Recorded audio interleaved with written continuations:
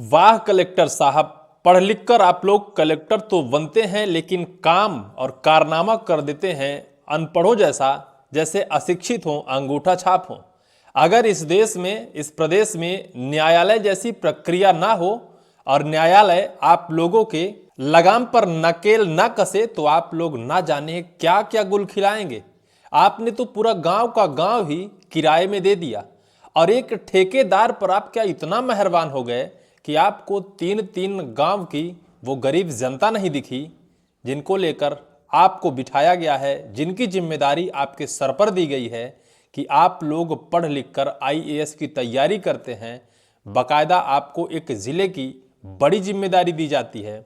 उन्हीं लोगों की रक्षा, सुरक्षा, भरण पोषण, गुजारा भत्ता, सड़क, बिजली, पानी, सारी सुविधाएं मुहैया कराने के लिए आप लोगों को बाकायदा बड़ी और ऊंची कुर्सी दी जाती है कि आप लोग ये सब कुछ कर पाएंगे। आप लोग अपने शिक्षा का सदुपयोग कर लोगों को सही राह पर ले जाएंगे। लेकिन आप लोग तो ऐसा वौना काम कर देते हैं जो यह साबित कर देता है कि क्या आप लोग पढ़ लिख कर आईएएस की कुर्सी पर नहीं बैठे, क्या आप लोग प्रमोशन के आधार पर आईएएस के कुर्सी पर बैठ गए हैं, कलेक्टर बन गए हैं। आप लोग कलेक्टर की पढ़ाई नहीं की है क्या? ऐसा ही कुछ एक मामला आज है जो कलेक्टर साहब ने जो कुछ कर गुजरा है वो उनके लिए बेहद चिंताजनक और सवालिया निशान खड़ा कर दिया है। और ये सवाल भी खड़ा करता है कि क्या मध्य प्रदेश सरकार के हाथ में प्रशासनिक सिस्टम का ताना बाना अब नहीं रह गया है। मध्य प्रदेश सरकार के हाथ में इस प्रशासनिक सिस्टम का लगाम नहीं है, जो जैसा चाहता है वो वैसा कर देता है, गांव का गांव किराए में दे देता है। भाई सवाल तो खड़े होंगे, आखिर आप लोगों को क्या ये सब कुछ जो जनता का ताना बाना है, जनता का, गरीबों का समस्या, गरीबों की पीड़ा नहीं दिखती है? आप लोगों के पास बार बार मिन्नतें लेकर जाते हैं गरीब कि साहब इसे आप बचा लीजिए, साहब यहाँ हमें समस्या हो रही है। पूरा गांव का गांव आपके चौखट तक, आपके दफ्तर तक आता है, लेकिन आप लोग हैं कि आंख कान नाक सब कुछ बंद कर देते हैं। आपको सिर्फ सुनाई देता है तो ठेकेदार साहब की फायदा, कहां उनको फायदा है, कहां नुकसान है, जनता से आपको कोई लेना देना नहीं है। जनता तो पहले आपके चौखट तक आती है, आपसे निवेदन करती है, आप जब नहीं सुनते हैं हाई कोर्ट की शरण लेनी पड़ती है।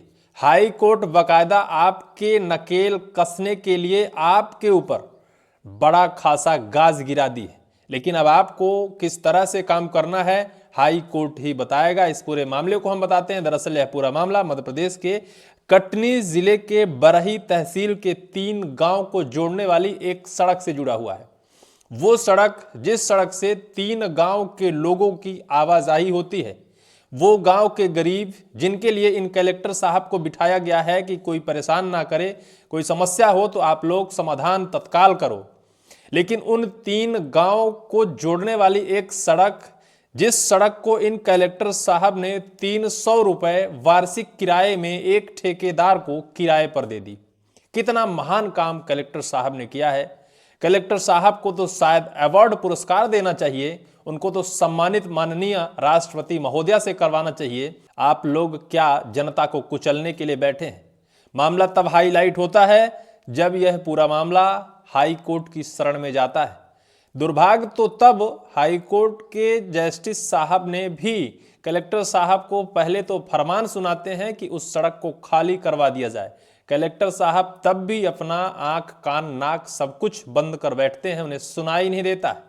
पुनः हाई कोर्ट का फरमान आता है कि आप लोग हाजिरी लगाइए कोर्ट में आकर। मध्य प्रदेश सरकार को पार्टी बनाया जाता है, कटनी जिले के कलेक्टर साहब को पार्टी बनाया जाता है, उन ठेकेदार महोदय को भी बनाया जाता है जिनको 300 रुपए वार्षिक शुल्क पर वो सड़क लीज पर या फिर किराए पर दी गई है। अब तीनों लोग आज यानी 10 नवंबर को माननीय हाई कोर्ट जबलपुर के दफ्तर में जाकर अटेंडेंस लगाएंगे और क्या जवाब देंगे। हाई कोर्ट का सख्त लहजा है, ये अगर सटीक जवाब नहीं रहा तो बड़ी कार्यवाही की जा सकती है। इस पूरे मामले को हम बताएं, दरअसल कटनी जिले के कलेक्टर आशीष तिवारी, ठेकेदार तिलक राज ग्रोवर और वहीं मध्य प्रदेश सरकार को पार्टी बनाया गया है। कटनी जिले के बरही तहसील के 3 गांव को जोड़ने वाली सड़क एक ठेकेदार को लीज पर दे दी गई 300 रुपए किराए में।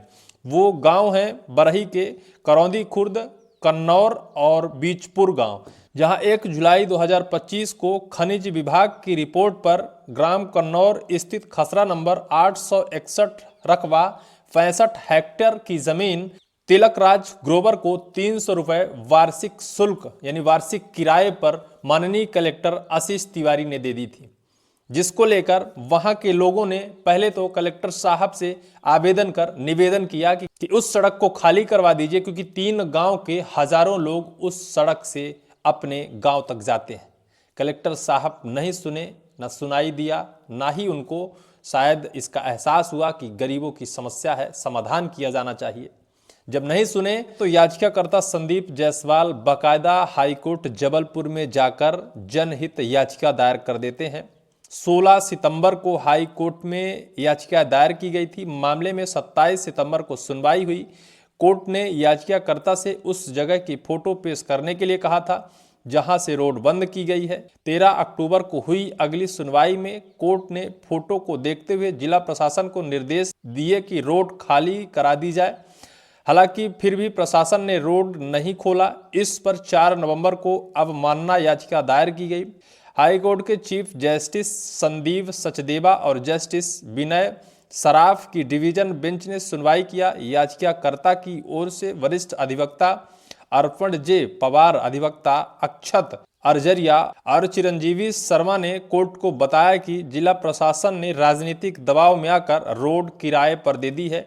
डिवीजन बेंच ने नाराजगी जताते हुए कहा, अगर कोर्ट के आदेश का उल्लंघन हुआ तो यह गंभीर अवमानना का मामला बनता है। कोर्ट ने यह स्पष्ट किया कि ग्रामीण की सुविधा के लिए बनी सार्वजनिक सड़क को किसी भी निजी कंपनी या व्यक्ति के हित में नहीं दिया जा सकता। वहीं आगे संतोषजनक अगर उनका जवाब नहीं हुआ तो कोर्ट ने कहा है कि प्रशासनिक अधिकारियों से उम्मीद की जाती है कि वो जनता की संपत्ति की रक्षा करें, ना कि उसे राजनीतिक दबाव में आकर सौंप दें। अब इस पूरे मामले में कलेक्टर और ठेकेदार को व्यक्तिगत रूप से पेश होकर अपना पक्ष रखना है। कोर्ट ने चेतावनी दी है कि यदि संतोषजनक जवाब नहीं मिला तो कड़ी कार्रवाई की जा सकती है। ग्रामीणों को फिलहाल राहत मिली है क्योंकि सड़क पर डंपिंग का काम पूरी तरह से प्रतिबंधित कर दिया गया है।